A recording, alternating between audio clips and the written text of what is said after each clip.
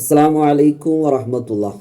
മുഅ്മിനീങ്ങളെ, മഹാനായ നൂഹ് നബി അലൈഹിസ്സലാത്തു വസ്സലാമിൻ്റെ അടുക്കലേക്ക് ഒരു വൃദ്ധയായ പ്രായാധിക്യമുള്ള ഒരു അജൂസായ ഒരു സ്ത്രീ വന്നു.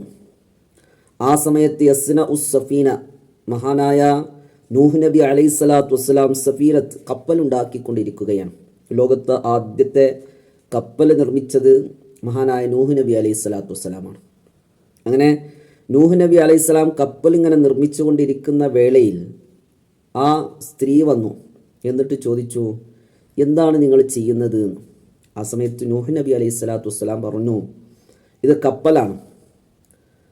അള്ളാഹുവിനെ ധിക്കരിക്കുന്ന, അള്ളാഹുവിൻ്റെ വിശ്വാസമില്ലായ്മയിൽ പൂണ്ടുപോയ ആളുകളെ നല്ല സന്മാർഗത്തിലേക്ക് ക്ഷണിച്ചിട്ട് പോലും നന്മയിലേക്ക് വരാത്ത ആളുകളെ അള്ളാഹു തൂഫാൻ കൊണ്ട്, വലിയ വെള്ളപ്രളയം കൊണ്ട് നശിപ്പിക്കാൻ പോവുകയാണ്. അതിൽ നിന്ന് രക്ഷപ്പെടാൻ വേണ്ടിയാണ് ഞാൻ കപ്പൽ നിർമ്മിക്കുന്നത് എന്ന് മഹാനായ നൂഹ് നബി അലൈഹിസ്സലാത്തു വസ്സലാം പറഞ്ഞു.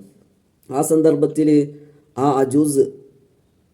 അജൂസായ പ്രായാധിക്യമുള്ള ആ ഉമ്മ പറഞ്ഞു, ഇൻഷാ അല്ലാഹ്, എന്നാൽ എന്നെ ആ സമയമാകുമോ എന്ന് അറിയിക്കണം, ഞാനും വരണ്ട്.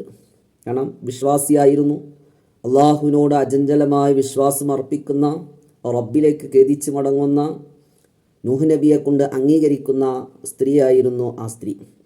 അങ്ങനെ ഇൻഷാ അല്ലാഹ് അറിയിക്കാമെന്ന് പറഞ്ഞു.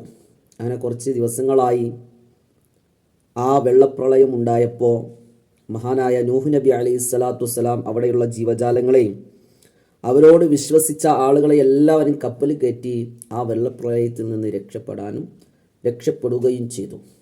എന്നാൽ ആ പറയപ്പെട്ട സ്ത്രീയുടെ കാര്യം മഹാനായ നൂഹ് നബി അലൈഹിസ്സലാം മറന്നുപോയി.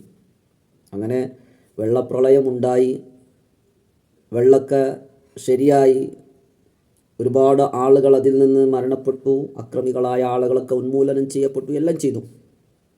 അതിന് ശേഷം മഹാനായ നൂഹ് നബി അലൈഹിസ്സലാം അതേ സ്ഥലത്തിലേക്ക് വന്നപ്പോൾ പിന്നെയും അതേ സ്ത്രീ വരുന്നുണ്ട്.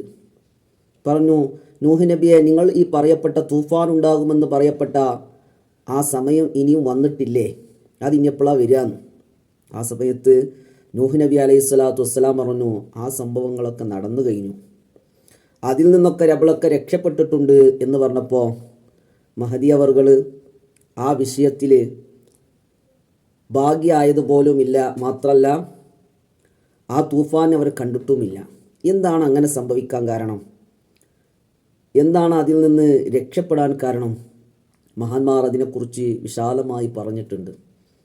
ആ മഹദി അള്ളാഹുവിനെ അചഞ്ചലമായി വിശ്വസിക്കുകയും റബ്ബിലേക്ക് തവക്കുൽ ചെയ്യുകയും ചെയ്യുന്ന മഹദിയായിരുന്നു. എത്രത്തോളം പറഞ്ഞാൽ അവരുടെ എല്ലാ കാര്യങ്ങളും റബ്ബ് നിശ്ചയിക്കാതെ സംഭവിക്കുകയില്ല എന്ന പൂർണ്ണമായ വിശ്വാസം അർപ്പിച്ച സ്ത്രീയായിരുന്നു ആ മഹദി. അങ്ങനെ വന്നപ്പോൾ അവർക്ക് തൂഫാൻ എന്ന ആ വലിയ വെള്ളപ്രളയം ഉണ്ടായപ്പോഴും പോലും അവരത് കണ്ടിട്ടേ ഇല്ല.